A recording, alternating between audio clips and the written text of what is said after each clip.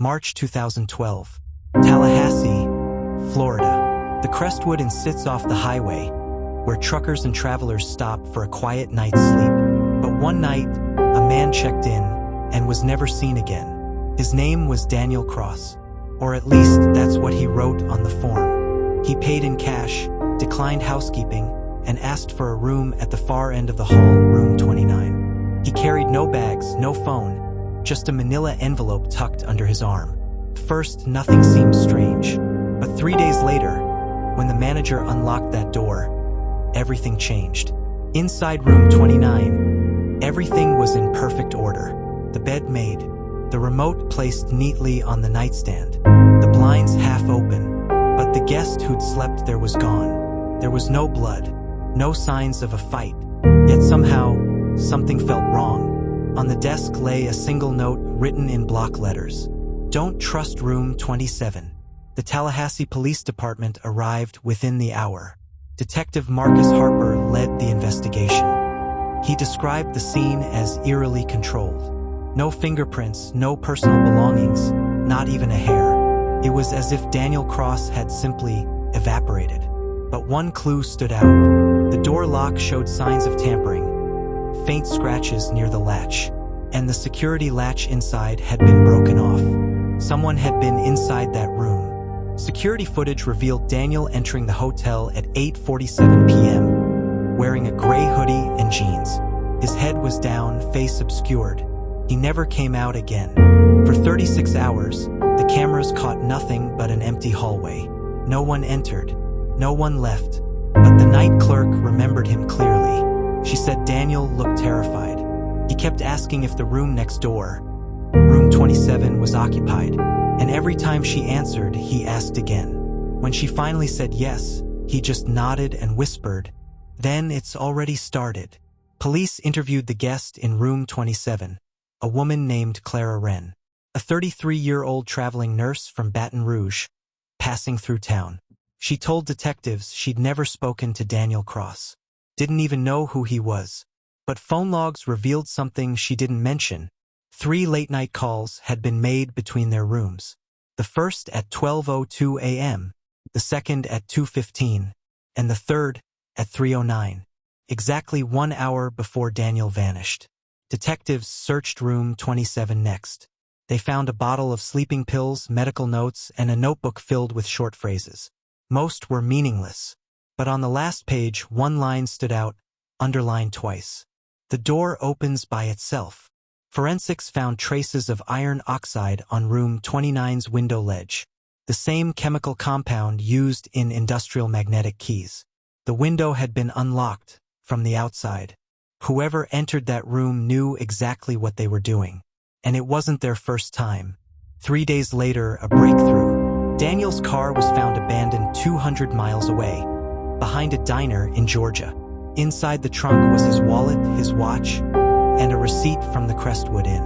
The date on the receipt read March 15th. That was the day after he disappeared, meaning someone had returned to the hotel using his name. The FBI joined the case. Agents discovered that Daniel Cross wasn't his real name. His fingerprints matched a missing persons report from 2009. A former computer technician named Ethan Cole. He'd vanished after claiming he was being followed by a group called The Spiral. Online forums showed hundreds of posts under his username, each warning others about hidden surveillance in hotels and motels across the South. One of his contacts on that forum, Clara Wren. Agents brought Clara in for questioning. At first, she denied knowing Ethan, but when confronted with their chat logs, she broke down. She admitted they'd met online a year earlier, both convinced they were victims of a government experiment, randomly tracked through hotel keycards. They'd agreed to meet in person at the Crestwood Inn to compare notes, but something went wrong. Clara claimed that the night Ethan disappeared, he called her from room 29 saying someone was in his room. He whispered that they had found him. Then the call went dead. Detectives checked her story. Phone records confirmed a 47-second call from room 29 to room 27 at 3:09 a.m. After that, the line went silent.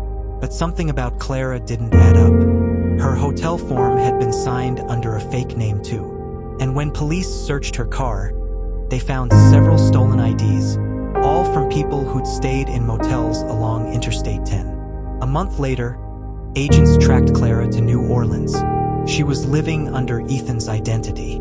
Inside her apartment were dozens of newspaper clippings about missing travelers, all tied to the same stretch of highway.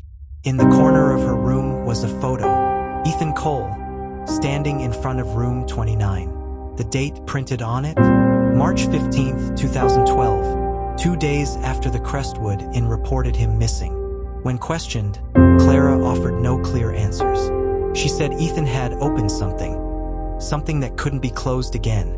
When asked what that meant, she only smiled and said, "Check the mirrors."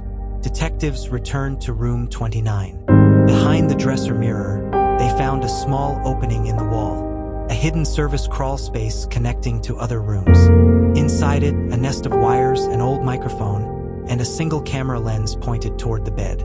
No one knew who installed it or how long it had been there. Hotel records showed the Crestwood Inn changed ownership 3 times in 5 years. No one claimed responsibility for the modifications, but forensic analysis dated the wiring to at least the mid-2000s, meaning the surveillance had been active long before Ethan ever arrived. Clara Wren was charged with identity theft, obstruction, and conspiracy, but was never convicted of Ethan's disappearance. She remains institutionalized in a psychiatric facility to this day. When asked about Ethan, she still repeats one line over and over. He was right. They never stopped watching. After the case closed, the Crestwood Inn was abandoned. Locals say lights still turn on at night in room 29, even though the power was cut years ago. Guests from the old days claimed they heard tapping through the walls, and whispers asking, "Is room 27 empty?" Detective Harper retired soon after. He keeps Ethan's note in his desk drawer. "Don't trust room 27. He says some cases stay with you long after they're closed. Sometimes the truth doesn't hide in the dark. It hides in plain sight behind a hotel mirror." Subscribe, like, and comment for more.